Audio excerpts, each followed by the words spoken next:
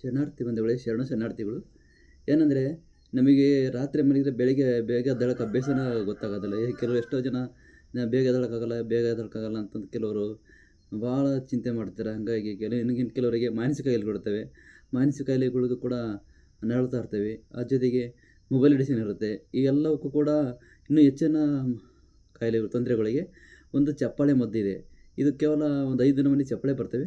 ಅದು ವೈದ್ಯ ಚನ್ನಬಸವನವರು ತೋರಿಸಿದ್ರು. ಅದನ್ನು ನಾನು ಪ್ರಯೋಗ ಮಾಡಿ ನೋಡಿದ್ದೀನಿ.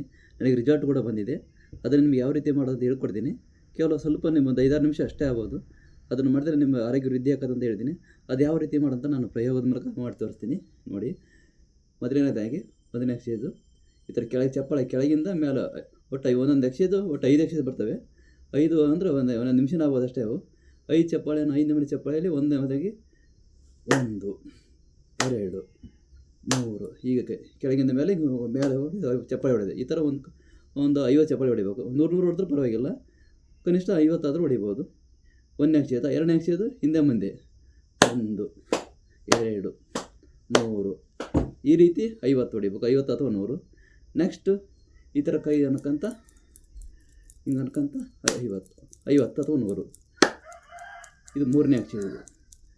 ಈ ರೀತಿ 50 ಚಪ್ಪಾಳೆ ಅಥವಾ 100 ಚಪ್ಪಾಳೆ ಹೊಡಿಬೇಕು.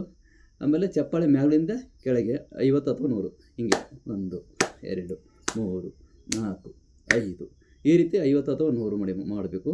ನೆಕ್ಸ್ಟ್ ಮ್ಯಾಲಿಂದ ಮ್ಯಾಲಿಂದ ಕೆಳಗೆ ಮಾಡಿದ್ದೇವೆ. ಈಗ ಕೆಳಗಿಂದ ಮೇಲೆ ಮಾಡಬೇಕು. 1 2 3 4 5 6 ಈ ರೀತಿಯಾಗಿ ಒಂದು 50 ಒಂದು 5 ಎಕ್ಸೈಸ್ 5 ರೀತಿ ನಮ್ಮನೆ 5 ರೀತಿ ಚಪ್ಪಾಳೆ ಹೇಳ್ಕೊಡೀನಿ. ಈ ರೀತಿ 5 ರೀತಿ ಚಪ್ಪಾಳೆಯನ್ನು ಒಂದೊಂದು ಎಕ್ಸೈಸ್ ಕೂಡ 50 ಅಥವಾ 100 ಚಪ್ಪಾಳೆ ಹೊಡೆದ್ರೆ ನಮ್ಮ ಆರೋಗ್ಯ ವೃದ್ಧಿ ಆಗುತ್ತೆ. ನಾವು ಬೇಗ ಎದ್ದೇಳೋಕ್ಕೂ ಅಭ್ಯಾಸ ಆಗುತ್ತೆ. ಹಾಗಾಗಿ ಇಷ್ಟು ಮಾಡಿರಿ ಅಂತ ಹೇಳ್ಕೊಡ್ತೀನಿ. ನಿಮಗೆ ನೋಡಿ, ನೀವು ಪ್ರಯೋಗ ಮಾಡಿ. ನಿಮಗೆ ಬದಲಾವಣೆ ಕಂಡ್ರೆ ನೀವು ಕಂಟಿನ್ಯೂ ಮಾಡಿ. ನಮಗೆ ಬದಲಾವಣೆ ಕಂಡಿದೆ, ಹಾಗಾಗಿ ಹೇಳ್ತಿದ್ದೀನಿ. ಶರಣಾರ್ಥಿ ಬಂಧುಗಳೇ,